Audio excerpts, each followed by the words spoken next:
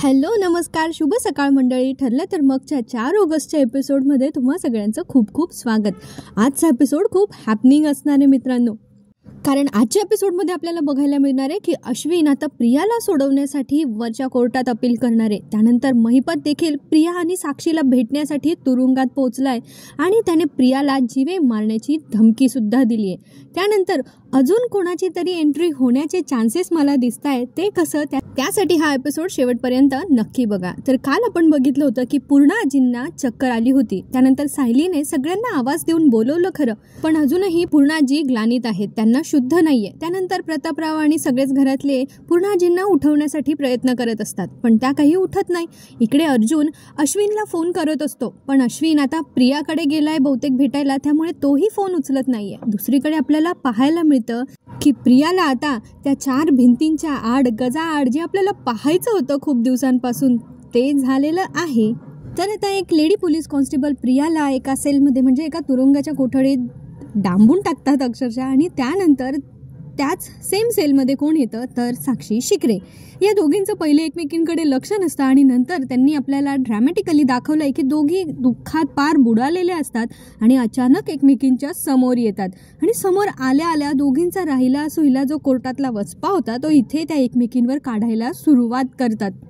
त्या दोघींनाही अक्षरशः एकमेकींचं तोंड सुद्धा बघायचं नसतं आणि मग दोघी डोक्याला हात लावतात. आणि नंतर साक्षी खूप जास्त कांगावा करायला सुरुवात करते आणि ती आवाज देते की मला या मुलीसोबत इथे नाही राहायचंय, मला इथून बाहेर काढा. पण हे काय त्यांचं घर थोडी नाही त्यांच्या प्रत्येक शब्दाला मान द्यायला, त्यामुळे त्यांचं कोणी ऐकून घेत नाही. आणि त्या दोघीही अगदी खुंखार मांजरींसारखं एकमेकींशी भांडत असतात, एकमेकींकडे बघत असतात. त्यावेळेला साक्षी आता प्रियाला म्हणते की तुझ्यामुळे आज माझ्यावर ही वेळ आली आहे. त्यावेळेला प्रियाचा तिळपापड होत असतो, तिचा खूप संताप होत असतो आणि ती म्हणतो माझ्यामुळे झालंय, माझ्यामुळे काय नाही झालंय, सगळं तुझ्यामुळे झालंय. साक्ष तू फिरवली, आपलं जसं ठरलं होतं ना आधीपासून तसं तू बोलायला हवं होतं. तू जर कबूल केलं नसतं ना की तू त्या दिवशी आश्रमात आली होतीस आणि त्यानंतर काय तर म्हणे माझ्याकडून पैसे घ्यायला आली होती, एवढं सगळं साक्ष फिरवल्यानंतर मी काय करायला हवं होतं. त्यानंतर साक्षी म्हणते मी साक्ष फिरवली, अगं तुला कळतंय का, मी त्यावेळी जर तसं बोलले नसते तर काय झालं असतं. तुला माहिती आहे ना माझ्या फोनचं लोकेशन सापडलं होतं त्या दिवशी आश्रमामध्ये, मग अजून काय करणार होते मी. पण प्रिया इथे म्हणत असते की आपलं आधी जसं ठरलं होतं ना तू तसंच बोलायला पाहिजे होतं. इकडे या दोघी कचा भांडत असतात आणि तिकडे सायली आणि घरातले इतर सगळे पूर्णाजींच्या चिंतेत बुडालेले असतात. आता कल्पनाताई सायलीला विचारतात की तू काही बोललीस का पूर्णाजींशी, त्यांना कशामुळे चक्कर आली. त्यावेळेला इथे प्रतापराव म्हणतात की अगं कल्पना तुझं काय चाललंय, तू काय बोलतेस इथे. सायली सांगते अहो नाही आई, उलट मी रूममध्ये आले हे तर पूर्णाजींना माहिती सुद्धा नव्हतं. त्यांना असं वाटलं की तुम्ही आलायत आणि म्हणून मग त्या सगळं मनातलं बोलायला लागल्या आणि त्यानंतर त्यांना चक्कर आली. प्रतापराव सांगतात अर्जुनला की अरे अश्विनला फोन कर. त्यावेळेला अर्जुन म्हणतो की अश्विन फोन घेत नाहीये आणि तो मगाशी आला होता पण नंतर कुठे गेला ते माहिती नाही. त्यानंतर मग अस्मिता सांगते की आपण त्यापेक्षा देशपांडे मॅडमांना बोलूया, म्हणजे त्या दुसऱ्या एक लेडी डॉक्टर आहेत त्यांना बोलवायचा डिसिजन त्या घेतात. आता दोघींचं भांडण पुन्हा आपल्याला इकडे कंटिन्यू पाहायला मिळतं. प्रिया आता साक्षीला सांगत असते की आपलं जे ठरलं होतं ना तसंच तू बोलायला पाहिजे होतं, तू साक्ष फिरवली मग सगळं माझ्या अंगाशी येत होतं आणि तू केलेल्या गुन्ह्याची शिक्षा मी का म्हणून भोगावी, त्यामुळे मला साक्ष फिरवायला लागली. सो हे जे काही झालंय या सगळ्याचा ब्लेम आता प्रिया साक्षीवर ढोळून मोकळं होते. पण साक्षी पण इथे काही प्रियाचं ऐकून घेत नाही. ती पण तिच्या मनातला राहिला सोयला सगळा राग इथे प्रियावर काढत असते आणि तिला म्हणते तुला कळतं का, तुला अक्कल आहे, थोडंसं डोकं वापर ना. त्यावेळी मी जे बोलले ते त्यासाठी होतं कारण अर्जुनने ऑलरेडी प्रूव्ह केलं होतं माझ्या मोबाईलचं लोकेशन त्या आश्रमामध्ये. पण प्रियाला आता इथे तिच्या चुकीचा पश्चाताप आपण नाही म्हणू शकत, कारण पश्चाताप जेव्हा होतो ना माणसाला तेव्हा तो स्वतः चुकलाय असं त्याला वाटतं. इथे प्रियाला असं वाटतंय की साक्षी चुकली म्हणून ह्या दोघींना शिक्षा झाली, म्हणजे प्रियाचे पहिले पाढे 55 आहेत. प्रियाला पश्चाताप ह्या गोष्टींचा होतोय की कशाला म्हणून मी या दोघांना म्हणजे महिपतला आणि साक्षीला साथ दिली. प्रियाला असं वाटतंय की उगीच तुमच्या दोघांमध्ये अडकले आणि माझ्या सगळ्या स्वप्नांचा जो आहे तो चक्काचूर झालेला आहे.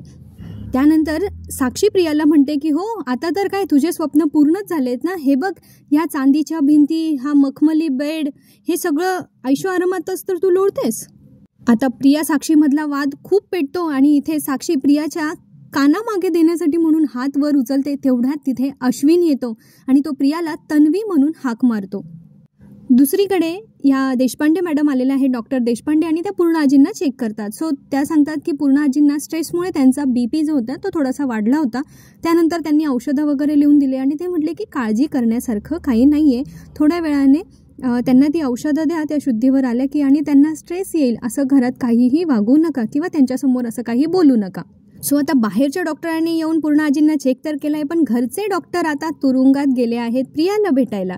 सो आता अश्विनला खूप जास्त वाईट वाटत असतं आणि त्याला असं वाटतंय की माझ्या भावामुळे आणि माझ्या वहिनीमुळे माझ्या बायकोवर ही वेळ आली आहे. सुरुवातीला प्रिया अश्विनकडे नजर देऊन बोलत नाही, कारण तिला असं वाटतं की अश्विनलाही तिच्या खऱ्या रूपाबद्दल सगळं कळलंय. पण जेव्हा अश्विन प्रियाला म्हणतो की काय होऊन बसलंय हे सगळं, तू इथे कशी काय अडकलीस, त्यावेळेला त्याला इतकं इमोशनल पाहून प्रियाला आता समजतं की अश्विन अजूनही तिच्यावर खूप प्रेम करतो.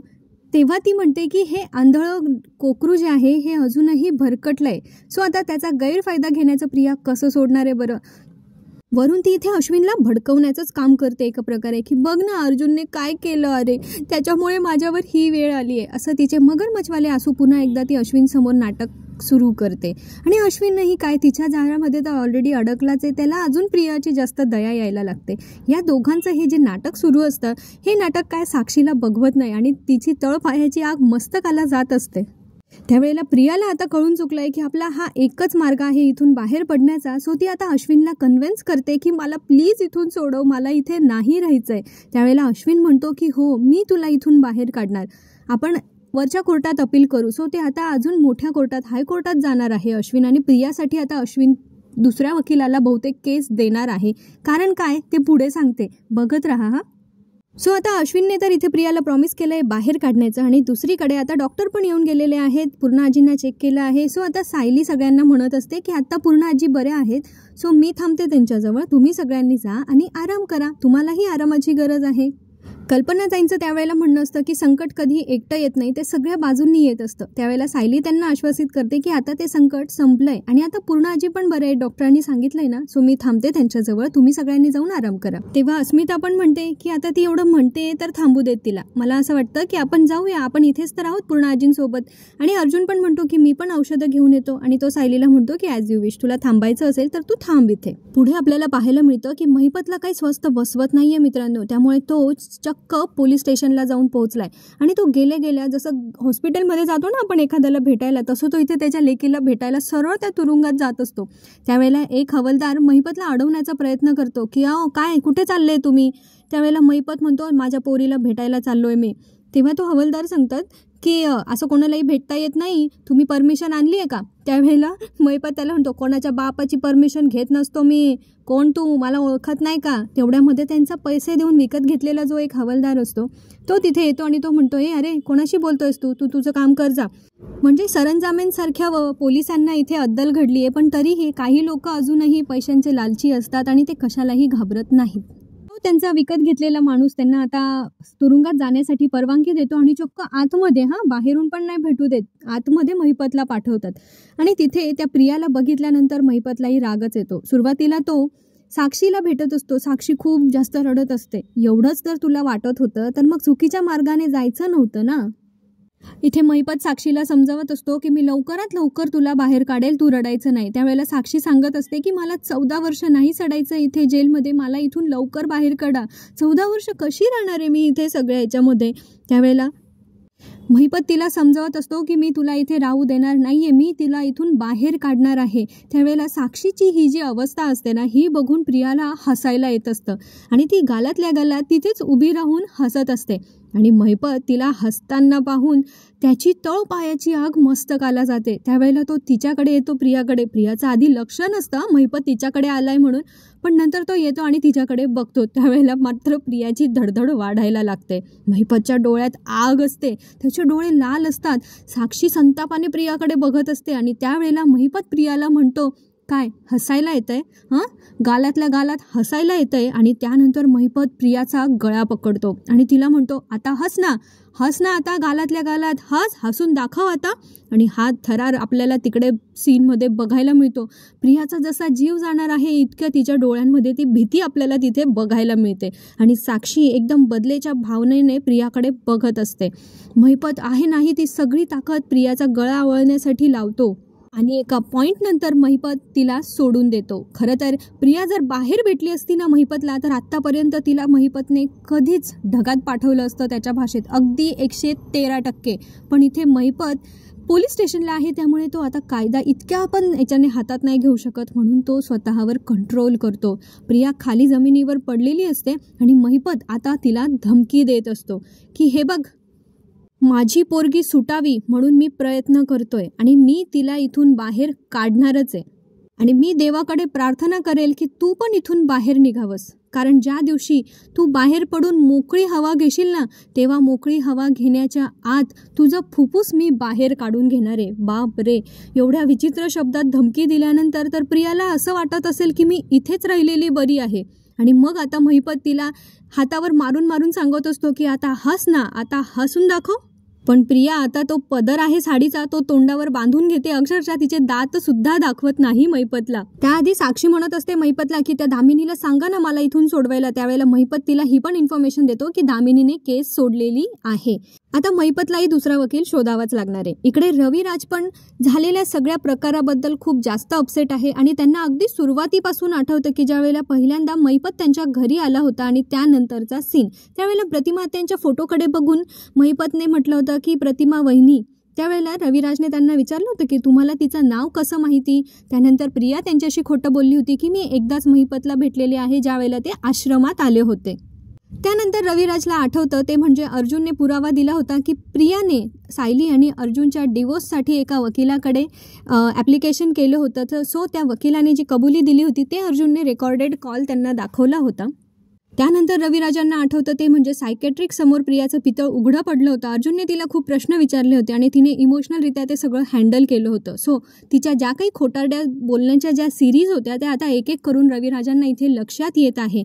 सो रविराजांनी एक डिसिजन घेतला आहे. ते एका वकिलांना फोन करतात आणि त्यांना सांगतात की माझा निर्णय झालेला आहे आणि मला 2 दिवसाची मुदत वगैरे काही नको आहे. सो मला मी जे सांगतोय ते डॉक्युमेंट्स मला उद्याच्या उद्या हवे आहेत. सो आता इथे प्रतिमा आत्यांना वाटतं की एवढ्या रात्री हे कोणाशी बोलताय आणि कसला निर्णय झालाय, म्हणून त्यांना जाग येते. सो त्या उठून रविराजांना विचारतात की एवढ्या रात्री कोणाशी बोलत होते. त्यावेळेला रविराज सांगतात की एका वकिलाशी, माझ्या कलिगशी बोलत होतो. सो प्रतिमा आत्यांना अजून जाणून घ्यायचं असतं. त्या म्हणतात की कसला निर्णय झाला आहे तुमचा. त्यावेळेला रविराज म्हणतात की माझ्या मुलीला मी पाठीशी घातलं होतं. सो आता माझ्या चुकीचा मला पश्चाताप होतोय आणि माझा त्यासाठीचा निर्णय झालेला आहे. आता तो निर्णय काय आहे आपल्याला सकाळी कळणार आहे. सो आता सकाळ झालेली आहे. ऑफकोर्स सुभेदारांच्या घरी पण आणि किल्लेदारांच्या घरी पण. सो आता सुभेदारांच्या घरी पूर्ण आजी रात्रीच्या शांत झोपल्या आहेत, म्हणजे त्यांना नंतर औषध पाणी झालं असेल आणि सो त्यांना आता बरं वाटतं आहे. सो सायली आता एकटी पूर्णाजींच्या रूममध्ये झोपलेली होती. सो तिला बसल्या बसल्या तिचाही डोळा लागलाय. सो पूर्णाजींचा हात आता सायलीच्या हातावर असतो.